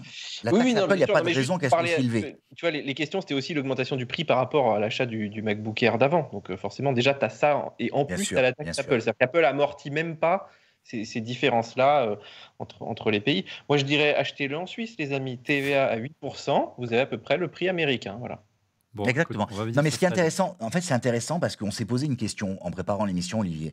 Mm. La question qu'on s'est posée, et on en a discuté avec Fred aussi, c'est pourquoi, finalement, on avait une magique surprise, super belle surprise, à l'annonce des Apple Silicon, en se disant waouh, ils payent plus la dîme. Ils payent plus la dîme Intel, donc de fait de plus payer la dîme Intel, ils peuvent mettre ça, ils peuvent gagner même un peu plus de leur côté et vendre les ordinateurs moins chers. Et là, ils nous sortent des ordinateurs qui potentiellement sont plus chers. Ce que je pense, et Didier a couvert une première partie, je pense deux choses. Je pense que ils pensent qu'ils vont en vendre moins. Tu vois, ils ont du mal à les produire. Oui, Donc je c'est pense cet que argument-là. ils essayent d'équilibrer. Non, mais ils essayent d'équilibrer en disant on va en vendre moins, donc on va le faire plus cher. C'est un arbitrage. Hein. Et on sait que Tim Cook là-dedans est excellent. C'est triste à dire, hein, Bah, mais c'est une de ses premières qualités. Fred, toi, tu t'es intéressé au-delà de la taxe Apple au MacBook Air à savoir si c'était trop cher. Et pour ce faire, Fred, tu l'as comparé à des concurrents de marques premium de la concurrence du monde Windows et PC. Ça donne quoi, Fred? Ben, dire que j'ai regardé sur le dernier Dell, le XPS 13. Je ne sais pas si on l'a à l'écran, mais sur le XPS, on avait effectivement Regarde, on a résumé les trois modèles que tu nous as sélectionnés. On a mis un MacBook Air M2, on a mis l'XPS 13 de chez Dell et à côté l'HP Envy 14 de Hewlett-Packard. Voilà, et donc c'est des machines, notamment le XPS 13, parce que c'est quand même une référence. Là, c'est la version plus. Hein. Donc, la particularité, si tu veux, c'est que les mémoires sont comparables, notamment parce qu'ils utilisent de la LPDDR5, qui est cette mémoire à 100 gigabits seconde. Donc, c'est la même. Hein, c'est pour ça que c'était très intéressant de comparer. Et on voit quand même que le niveau de prix est quand même très élevé, parce que aussi, chez Dell et chez HP, ils augmentent les prix tous les mois, je confirme. Hein. Moi, à titre professionnel, on me dit de regarder toutes les semaines les prix, parce que cet été, il va y avoir aussi des augmentations. Donc, personne ne peut me faire des devis sur un mois. Je suis obligé de revoir toutes les semaines les prix. Et alors, c'est vrai qu'on voit que les prix, quand même, sont très élevés sur ces machines-là, ce qui pourrait expliquer quand même qu'Apple est obligé d'augmenter. Par contre, il reste agressif. Paradoxalement, il reste... Bon, je vais aller dans le sens Apple, mais il reste relativement agressif sur les M1, puisqu'il les brade encore. Hein. Il y a quand même des promos sur les M1 et les MacBook Air M1 et les Mac Mini. Donc, ils auraient pu aussi augmenter. de l'époque, hein. Ah, ils ont Pardon bougé, hein. Mais non, mais ils ont le prix de la du moment où ils sont sortis. Oui, mais il y a Ça quand a un même. petit peu augmenté. D'accord. C'est un Et petit on peu sait qu'il y a augmenté. des composants quand C'était même à 1100. considérablement augmentés. Hein. J'ai discuté avec Non. les responsables d'Apple en off. Ouais. Certains composants ont vu leur prix Ah oui, augmenter oui. 30, Mais 80, voire 80%. Ouais, mais c'est la livraison, la date de livraison qui a Ouais, impacté plus. Alors, aussi. regardez, énormément de réactions, mais on y reviendra plus en détail quand on aura les machines, j'espère, la semaine prochaine, notamment le MacBook Pro M2. Regardez cette réaction de Iki Phoenix, c'est rigolo ce nom également, sur Twitter. Bonjour à tous, je souhaite acheter le MacBook Air M2 pour la bureautique et multitâche, mais je ne peux prendre qu'une seule option, 16 ou 512 16 Go de mémoire ou 512 Go de SSD. Laquelle me conseillez-vous? Alors, Je pourrais aussi prendre le M1 et les deux options. On est très en retard, donc très brièvement. c'est sûr, s'il n'y a qu'une option, c'est la mémoire. Voilà, C'est on pas est le d'accord. disque dur. Exactement. Ah ouais, c'est 8 Go, c'est Exactement. inutilisable. Un disque dur ou brancher n'importe quel disque USB C SSD, ça fait l'affaire. Alors, autre réaction de Nifex8 sur Twitter. Bonjour, est-ce qu'on sait si 8 Go de RAM avec ce MacBook Air peuvent être suffisants pour du montage vidéo en Full HD sur Final Cut Pro? Avec mon mini M1 16 Go, j'arrive rarement à la moitié. Je préférais mettre de l'argent dans le stockage. Non, pas dans le stockage de la mémoire. Tu confirmes, Didier? Moi, je suis partagé quand même. On a fait une vidéo très complète avec June. Vous pouvez aller la voir. Elle dure 1h30. On parle des nouvelles machines. Et on a toute une partie. On parle de la mémoire. Ça dépend vraiment de tes priorités. Là, la vidéo, et- on parle de vidéo. Oublie pas que ces machines ont quand même 256 de base. D'ailleurs, celle que nous présentait Fred tout à l'heure avait 512 et des fois sur du M2. Donc tu peux la changer. Ça coûte rien aujourd'hui le M2.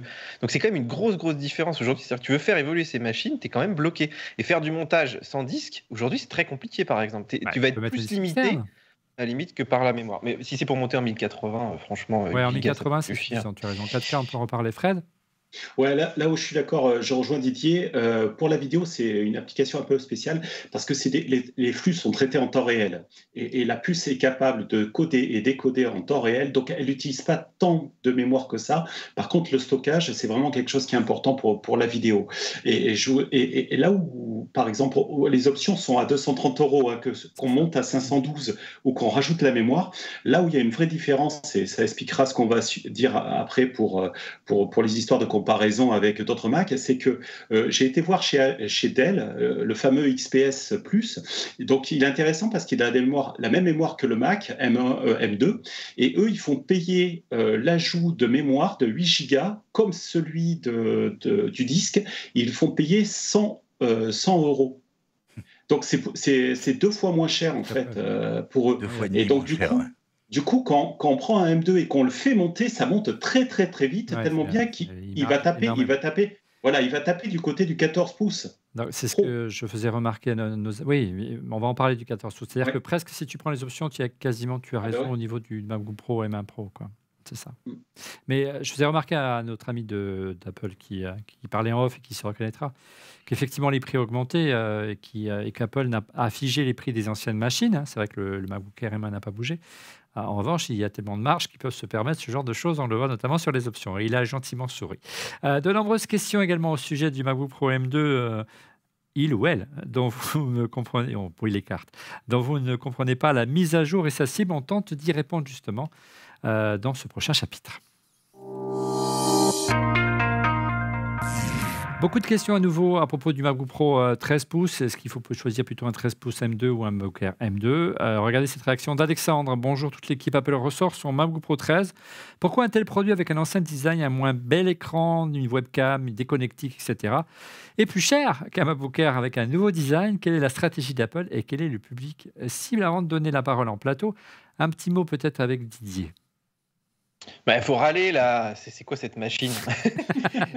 On a fait toute une vidéo dessus, je disais tout à l'heure là avec June, et c'est vrai qu'en fait on se demande vraiment ce que ça fait là, c'est-à-dire que même si tu regardes la grille tarifaire ça n'a pas d'intérêt, tu regardes les specs ça n'a pas d'intérêt, et en fait la touch bar qui revient, enfin qui part, qui s'en va, on arrête la touch bar et il y a reste. vraiment des gens qui sont nostalgiques de ça, mais surtout je trouve que ça crée une confusion énorme dans la gamme où quand les gens ils disent tiens j'ai un budget allez, entre 1005 et 1008, qu'est-ce que tu me conseilles? Il y a toutes ces machines au milieu, mais tu sais même pas leur répondre. Alors pourquoi il y a le Pro, pourquoi il y a le R? Le R a l'air quand même vachement mieux, mais ils t'ont repris le vieux design, les vieilles connectiques. Enfin, c'est incompréhensible, c'est vraiment incompréhensible. Et là, pour le coup, c'est du Tim Cook, c'est-à-dire que lui, la lisibilité de la gamme, il s'en fiche. Il veut juste avoir, voilà, pour chaque segment de prix, une petite hésitation et surtout la petite hésitation qui te fait passer au modèle suivant. Donc en fait, il est peut-être là pour vendre du 14 pouces, tu vois. Ouais, c'est poussé vers le haut, Laurent. Ce MacBook Pro M2, il a pas tes suffrages. Non, inutile. Ah. inutile. c'est bien, au moins, c'est- Non, mais c'était- ancien design, tu payes la touch bar qui sert à rien, puis elle a été éliminée, donc il n'y a plus aucune application qui va tirer parti de la touch bar, tu vois ce que je veux dire? Moins de nouvelles applications. Ouais, mais donc du coup, Ok. inutile. Bon, bah, Alors, si on peut revoir la slide Mais rapidement. surtout au rapport, performance-prix, il vaut mieux prendre autre chose, quoi. Ah, on va y arriver, mais juste remettez là, juste voilà, la slide, on voit à 1499 €, vous avez la version entrée de gamme du MacBook Air, donc pour 100 € de plus, vous avez le M1 Pro, mais il n'en offre pas vraiment beaucoup plus, hein. On est bien d'accord, ce serait peut-être l'autonomie hein, qui va un peu plus parce qu'il est un peu plus épais. On doit gagner 1 ou 2 heures d'autonomie en plus, ce qui n'est pas désagréable. Et effectivement, si on prend les options, le MacBook Air revient même un petit peu plus cher, mais on lui préfère de loin le MacBook Air. La vraie question, c'est, tu le disais tout à l'heure, Fred, c'est que si on augmente les options nécessaires à travailler de manière sérieuse et professionnelle, notamment pour la vidéo, où il y a besoin de beaucoup de ressources, si on monte la mémoire, si on monte le disque dur, ou le SSD, on arrive presque à un prix de MacBook Pro 14 pouces. Est-ce qu'il vaut mieux acheter un 14 ou un MacBook Air ou un 13 ? Tu nous as préparé une slide, encore une fois. Oui, parce que notamment aux États-Unis, ils se sont beaucoup posé la question en regardant que le prix des options était. Bon, et ça n'a pas bougé, le prix des options n'a pas bougé, mais ça fait monter les prix, mais très très vite, ce qui fait dire que le M2 est cher parce qu'on a envie effectivement d'augmenter, comme disait Didier, 8 gigas sur un M2 de 2022, c'est quand même, c'est dommage. Et on se rend compte effectivement que quand on prend, vous voyez, au centre, la version 16 gigas. Bon, voilà, ce qui est quand même le minimum avec 512 gigabits, je mets Tera, c'est 512 gigabits évidemment de disque. Bah, on est en gros à 2000 €. Et puis pour 270 €, en fait, on peut passer sur le 14 pouces. Et là, le 14 pouces, en termes de performance, c'est beaucoup. Alors là, on fait un bond. En termes d'écran, c'est pareil, on fait un bond. En termes de Et la beaucoup de connectique choses. aussi, hein, le Snapdragon Ouais. 4 qu'il n'y a pas hein, sur le. Tout le à fait, M2, là. d'ailleurs. Bigre. La connectique qui est pas bien de meilleure. carte, Et puis ouais. surtout, on gère plusieurs écrans. On gère aussi plusieurs écrans. Alors là, c'est vraiment un portable professionnel. Et en gros, pour 250 €, les gens qui achètent ça à crédit, ou etc., lissé en mensuel, c'est presque rien. C'est quelques Alors, euros de plus tous les mois. Alors, je sais que je ne vais pas apparaître le vieux gardien du temple, mais on est très loin du cadran magique de Steve Jobs en termes de lisibilité de gamme. ça, c'est sûr. Moi, je suis un peu perdu avec tous ces modèles. Hein, donc, Ah, mais bientôt, ils vont nous faire des imprimantes stylus. on va revenir du temps d'avant Steve Jobs et de feu les Macintosh performants. Mais c'est vrai que la gamme devient de plus en plus pléthorique et on s'y perd un petit peu. Elle est moins lisible qu'avant. Je pensais qu'elle allait justement simplifier avec la puce M1 et c'est pas le cas. Sans compter qu'il y avait encore, il n'y a pas si longtemps, des puces Intel dans le catalogue. Bref, on va passer pour la régie directement à la dernière question Twitter pour cette émission. Elle est signée Laurent Braquet. Bonjour à toute l'équipe. Le nouveau MacBook Air sera-t-il disponible en octobre ou en novembre? C'est la question qu'on se pose, Fred. On a un indice quand même. On a un indice. L'indice qu'on a, c'est qu'ils sont en train de travailler sur une version M2 de Ventura pour qu'elle puisse tourner sur le MacBook Air. Donc, a priori, ça veut dire que le MacBook Air va sortir avant la sortie de Ventura. Non, mais il va sortir. La question, c'était une question un peu ironique. Bien sûr qu'il va sortir. Il va arriver en juillet, mais la question, c'est est-ce qu'il va être disponible et apparemment, c'est pas gagné. Quand on voit la difficulté déjà d'approvisionnement du M1 Pro, qui est là depuis maintenant presque, ça va faire 1 an au mois de novembre. Qu'est-ce qui se dit? Qu'est-ce qu'il en est de la disponibilité de ton côté? Didier, il a commandé dès le premier soir. Alors, le MacBook Air, tu peux pas le commander encore. Hein. Il est même pas. Tu as raison. Non. Ils t'ont dit le mois prochain, donc ça peut être le 30 juillet. Ouais. Et le MacBook Pro, par contre, il y a un peu. Moi, il est censé arriver demain, là, au moment où on tourne l'émission, donc le jour où on va la publier. Et donc, voilà, ce fameux vendredi, en principe, il devrait arriver. Tu vois, j'étais obligé de l'acheter parce qu'Apple m'en a pas envoyé. Mais par contre, j'ai essayé de choper des configs un peu plus élevées. Alors, elles sont déjà poussées à fin juillet. Donc, t'imagines, je pense que le R, ça va être très compliqué d'en avoir. Et peut-être même, effectivement, tu vois, c'est peut-être une blague, mais peut-être qu'ils vont le repousser à la rentrée. Moi, ça m'étonnerait pas. Hein. Là, Didier, faut peut-être. C'est sûr que là, ce que tu dis, moi, j'ai regardé aussi parce qu'on voulait en prendre pour l'école. Quand on a vu les délais, on a un peu abandonné parce qu'on a toujours besoin d'avoir des petites choses en plus. Ils ont les standards, mais c'est vrai. Tu parles d'école, mais c'est vraiment une période importante. Bah oui, c'est pour ça. Aujourd'hui, Pour la au rentrée. sein de, notamment sur le marché américain, où Apple a une place un peu privilégiée sur le marché de l'éducation, notamment des universités, où Apple est très fort. C'est maintenant, on voit même un petit peu avant que les commandes se faisaient. C'est des milliers de machines pour l'ensemble des. Peut-être à des cause de ça, étudiants. c'est peut-être à cause des Américains. Non, mais au-delà, oui, c'est le calendrier certainement. Et au-delà, les universités sont très chères, mais ils peuvent fournir des Macs à leurs étudiants. Croyez-moi. En revanche, il fallait que la machine soit dispo assez rapidement. C'est peut-être la raison pour laquelle le MacBook Pro arrive avec une puce M2, parce qu'elle sera dispo. Oui, mais a tu vois, priori. Olivier, moi je pense aussi qu'il ne faut pas oublier qu'il y a encore les M1. Enfin, je veux dire, le MacBook Air M1 aujourd'hui, c'est le Oui, meilleur mais plan. bon, il aura un an, il aura 2 ans au mois de novembre. Bah, Ça commence ouais, à être mais- un peu. Il fallait mais peut-être c'est se celui-là. rafraîchir. Tu vois. C'est celui qui sera vendu. Sur les grands marchés, c'est ce MacBook qui sera vendu parce que Bob Borcher, il a dit il faut absolument il fallait qu'on garde le M1 parce qu'on a des marchés, il a parlé des marchés publics, mais il y a les entreprises et eux, ils vont pas regarder la version M2. Je pense que sur des gros volumes, ils vont taper sur du M1. Allez, on aura la réponse dans quelques semaines. On espère pouvoir vous proposer un test. Suivez bien demain Mac Forever, notre ami Didier, pour le live, pour découvrir le MacBook Pro M2. Et on espère, nous, vous proposer une émission dès la semaine prochaine sur le MacBook Pro M2. Quant au MacBook Air, écoutez, on reste connecté tout l'été. Dès qu'il sort, on fait une émission. Pas au plein milieu du mois d'août, s'il vous plaît, messieurs d'Apple. Soyez gentils, laissez-nous reposer au moins une petite semaine. Allez, on passe tout de suite à vos coups de cœur. Les coups de cœur, et on se dirige vers Didier. Et d'ailleurs, tu parles de quelque chose dont les nouvelles machines d'Apple ne sont pas équipées du dernier Oui, Wi-Fi. on n'a pas trop détaillé là, mais vous pouvez aller voir toutes les vidéos qu'on a fait. Effectivement, il n'y a pas de Thunderbolt 4, tu vois, il n'y a pas de multi-écran et il n'y a Faut pas regarder de pour les Wi-Fi semaines qui viennent, quoi, tu vois. 6. Ouais. Oui, exactement. Mais oui, c'est pour ça que la différence entre le M1 et le M2, tu vois, elle n'est pas si énorme que ça en termes de fonctionnalité. Et justement, de ne pas avoir ce Wi-Fi 6E qui est quand même dispo maintenant chez Samsung sur les téléphones, dans pas mal de PC. Tu peux me rajouter des petites cartes sur les PC, Ouais, même c'est les PC incompréhensible. portables. Et en plus, le Wi-Fi 6E, donc j'ai testé moi les dernières bornes d'Orbi de Netgear là, qui valent un prix faramineux, hein, c'est 1500 balles les trois. Donc Ça marche. mais si tu veux vraiment que tu as le budget, genre les boîtes, les petites PME, tu vois, qui veulent du débit, tu fais du 1,2, 1,3 gigabits. Même j'ai vu qu'il y en a certains qui sont montés à 1,5 avec du Wi-Fi. Alors c'est de la petite portée, hein, faut pas être trop loin de la borne, mais ça marche. En plus, si tu en mets plusieurs, c'est à côté d'un satellite, ça marche aussi. Donc ça, c'est assez fabuleux. Donc allez voir la vidéo. Moi, je fais des beaux tests de débit et puis je vous montre que ça marche. Mais il n'y a aucun produit Apple, même les M1 Pro l'ont pas. Donc ça, c'est assez juste étonnant. frustrant, ouais. Effectivement. Et ça marche bien. Et d'ailleurs, c'est ce qu'on a installé, nous. Vous ne la voyez pas sur ce plan, mais en face de moi, j'ai une petite borne Orbi pour Déjà du Wi-Fi 6. pour c'est chaque bien. studio a son propre borne Orbi et puis également la régie. Et comme ça, on fait un système mesh qui marche assez bien.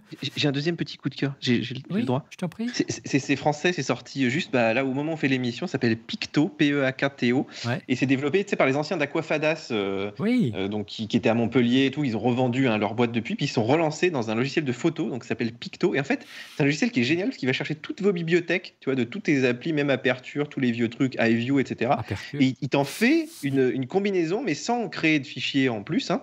Et surtout, ce qui est génial, c'est que en fait, c'est un programme qui a plein d'IA dedans. Donc, par exemple, tu veux toutes les photos, j'en sais rien, de paysages ou de telle personne dans toutes tes bibliothèques. Et même, il cherche aussi sur le Finder, hein, dans les dossiers. Et moi, j'ai testé, là, ça marche vraiment très bien. Alors, voilà, faut quand même avoir une activité un peu de photo, on va dire poussée. Donc, d'être photographe, ça coûte 10 € par mois, je crois, à peu près, ou 100 € par an. Et voilà, c'est français, c'est bien fait. Et on va tester. Voilà, je pense qu'on va en parler pas mal. Et on les embrasse, les anciens responsables d'Aquafadas, si Claudia. on parle des mêmes personnes. De ton côté, Fred, une série télé, je crois. Oui. Télé, je ne sais pas si on peut dire le mot, mais une série. TV+. Une série TV+, ouais, parce que j'ai fini la série Téhéran qui était terrible, là, la saison 2. Là, c'est génial, merci Stéphane. Et donc, je suis passé sur une nouvelle série, toujours sur Apple TV+. On a le même goût, mon cher Fred, c'est bien. Ah ouais, vraiment terrible. Et en plus, elle est de plus en plus belle. Bah oui. C'est terrible. Et donc là, ça s'appelle For All Mankind, c'est la saison 3, hein, c'est l'aventure spatiale. mais revisité. On revisite un petit peu l'histoire. On part du principe que les Russes ont gagné la bataille technologique et sont arrivés les premiers sur la conquête spatiale. Et la saison 3 commence vraiment très très fort. J'ai regardé le premier épisode. C'est extrêmement beau, c'est visuel. C'est 10 ans après la saison 2. C'est moyen de folie pour une série. C'est vrai, ça excuse-moi, mais c'est le nombre de semaines consécutives où on met quand même une série. J'ai déjà fait beaucoup de cas. Pour juste resituer, mais ça les vaut, vraiment, je suis fan de cette série, c'est qu'en fait, on sait que les Russes ont gagné à l'origine, ils ont envoyé le premier homme dans l'espace, et là, ils imaginent que ce sont les Russes qui se sont posés pour la première fois sur la Lune à quelques jours près, et que Neil Armstrong ne serait arrivé qu'un jour ou 2 jours après. Donc c'est un traumatisme considérable aux États-Unis. Du coup, la conquête de l'espace ne s'arrête pas à Apollo, et la guerre, je dirais la course folle entre les deux superpuissances continue jusqu'à aujourd'hui. Et ils mettent le cap sur une toute autre planète qui n'est pas un satellite de la Terre. Et vous imaginez très bien qu'elle est rouge et que ce n'est pas, et que c'est pas très, et on n'entendrait pas les années 2020 pour commencer à y parler. On serait déjà arrivé il y a 10 ou 20 ans en arrière. Et ce qui est vrai en termes de techno. Et c'est ça qui est intéressant, c'est que c'est pas s'éloigner de la tech et de la fabrication des puces, etc. Ça montre que lorsqu'on a un savoir-faire et que, par exemple, on arrête de produire des téléphones parce qu'on n'a plus d'usine, si demain on veut réintégrer cette production dans le pays, les gens qui les produisaient en son temps, ils sont partis à la retraite, ils sont plus là, les ingénieurs qui faisaient ça.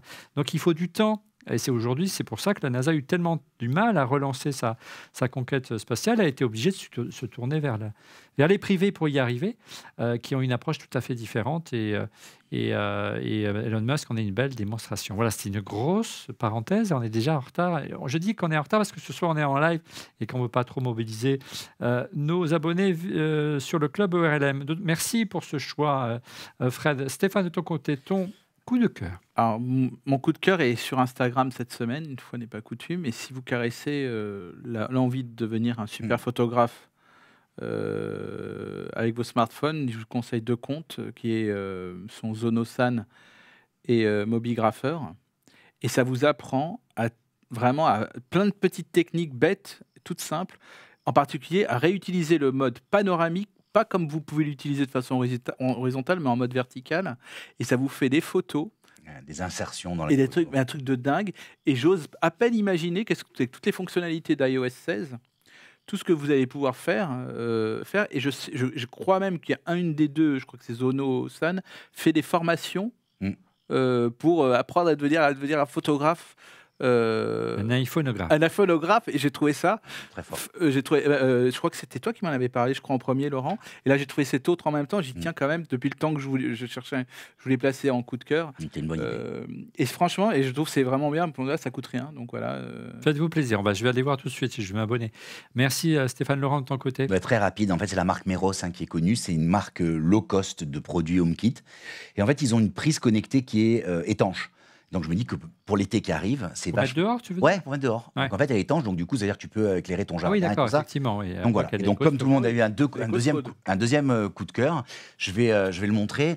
Vous savez que je suis passionné d'un certain nombre de choses, donc je voulais choisir un Lego ce soir, mais il n'était pas disponible, donc du coup, j'ai pas pris un Lego. Il y a une exposition donc pour les Parisiens, il y a une exposition juste à côté, donc au coin de la rue, chez Lefebvre et Rose, qui est une galerie. Au coin de la rue, nous sommes dans le 8e arrondissement de Paris, oui, tout à fait. Rue de la Boétie. Rue de la Boétie, et donc en fait, c'est rue Saint-Honoré, au Faubourg Saint-Honoré, soit de là-bas. Et quel numéro d'accord, ok. Au croisement. Donc Lefebvre et Rose, donc c'est un galliériste. Il a des œuvres des originaux d'Invader exceptionnels. C'est hors de prix. Il y a des œuvres, il y a des œuvres vendues 750 000 €. Mais par contre, pour la beauté des yeux, c'est génial. Il y a pas mal d'œuvres de rubicubisme. C'est à l'époque où il faisait avec des rubicubes, des grandes mosaïques, des grands dessins. Il y a la vague d'Okinawa. Il y a de Okinawa, la vague. Ouais, refait en cube. Oui, en cube. Il y a un truc. Je et donc voilà. hein, tu ne suis pas. Et donc il y a tout, et donc il y a un catalogue de l'expo. Donc la vague, tiens, j'en parlais. Donc là voilà, la vague. Hein. Premier. Donc, Ah ouais, je pensais au oui, mais en Okusai, moi je pensais. Ouais. Okusai, c'est Okusai. C'est Okusai, et c'est la vague. voilà. Le lieu, c'est il y a tous les kits d'invasion, Je te remercie pour ce magnifique cadeau. Voilà. Merci beaucoup. Et c'est bien sûr, c'est hors de prix, mais par contre, pour la beauté des yeux, ça vaut le coup de passer. Oui, mais c'est. Moi, je peux le regarder. Ouais. Non, mais toi, parce que je t'ai trop léché les pieds, léché les bottes, et Oh là là. Ça ne t'aime pas les réactions des gens qui n'aiment pas. Non, mais c'était marrant cette réaction sur Twitter. Alors, on parlait de. Sans transition, on parlait de NASA tout à l'heure. Qu'est-ce qu'utilisaient comme solution de pointage, parce qu'il n'y avait pas forcément de souris à l'époque, ils utilisaient un trackball, notamment les ingénieurs de la NASA. Et regardez, le trackball est de retour. Il est signé Kensington, c'est la version Orbit, sans jeu de mots. On parlait de NASA. Et nouveau, désormais, il est sans fil. Non, Orbit, on sent qu'il est en orbite. Oh là là, monsieur Stéphane Zibi, vous avez l'esprit mal tourné. Originalité, sa petite molette qui entoure la boule, hein, qui permet par exemple de faire défiler vos pages web. Il dispose d'un repose-poignet amovible, il est mort de rire. Notre ingé son, Christophe, ne jure que par lui qui travaille dans un petit espace et qui est souvent debout en plus pour travailler. Et il préfère de loin l'usage d'un trackball à la suite d'une souris, et du moins je le cite, qui est bien plus précis qu'un trackpad. Voilà, c'est la fin de cet épisode d'On refait le Mac. Merci de l'avoir suivi, merci encore pour votre fidélité. Merci les amis d'être avec nous chaque semaine. On pense d'abord à Fred. Tu viendras nous voir bientôt à Paris. Tu montes bientôt Oui, je vais monter, c'est prévu. C'est prévu, on compte sur toi et puis on reparlera ensemble au moment où les MacBook Pro et les MacBook Air arriveront. Didier, on reste connecté. Dès que tu reçois le MacBook Pro, tu feras un petit unboxing, on se connectera tous sur le live. Et les amis Laurent et Stéphane, on espère se retrouver la semaine prochaine pour nous aussi un petit live spécial MacBook Pro M2. Ah, ça serait bien. MacBook Pro M2. Non, MacBook Air. MacBook Pro M2 la semaine prochaine. Il ne suit pas, il est encore dans ses... C'est pas ça, mais qu'est-ce qu'il va dire? Moi, je vais dire qu'il est inutile. Mais non, mais il va l'essayer entre-temps. Il aura, j'espère, un peu plus de choses. Allez, elle va durer combien de temps, l'émission? 90 secondes? Mais non, 1 heure. On se donne rendez-vous, un peu moins qu'aujourd'hui, en tout cas, parce qu'on a été très... On se donne rendez-vous dès mercredi prochain, sachez-le, pour Genius by ORLM, un nouveau format sur la chaîne On refait le Mac. Hein, vous savez, c'est une foire aux questions, et je réponds à toutes vos questions, donc n'hésitez pas à me poser des questions. Et puis, n'oubliez pas non plus notre compte, notre club ORLM, de vous abonner. Hein, c'est une formule premium et payante de la chaîne On refait le Mac sur YouTube. Hein, c'est un abonnement qui va nous permettre de disposer, de nos émissions 24 heures en avance. C'est une première ce soir pour les abonnés du club, et de suivre en direct l'émission et de pouvoir poser des questions live comme on l'a fait ce soir. C'est un chat où ils peuvent échanger avec nous toute la semaine. Hein. Avec des discussions privées, on échange des photos, il y a des coulisses, et puis vous pourrez venir visiter le studio également, ici le village Baïséa, et puis on pourra également participer à des soirées exclusives, on vous tiendra au courant. Le lien, il est dans la description de la vidéo, et vous avez vu passer le synthé avec le petit QR code. Voilà, merci à toute l'équipe d'On refait le Mac en régie, et quant à l'émission, je vous donne rendez-vous la semaine prochaine pour un nouvel épisode. On proposera donc un spécial MacBook Pro M2. Et pour être prévenu en temps réel de la mise en ligne de l'émission, je vous invite à vous abonner à notre chaîne en cliquant sur le petit bouton. N'oubliez pas également de cliquer sur le petit pouce et la petite cloche, et vous aurez une petite alerte. Merci encore pour votre fidélité, et à la semaine prochaine. Petite alerte et notre reconnaissance. Internelle. À la semaine prochaine. Au revoir.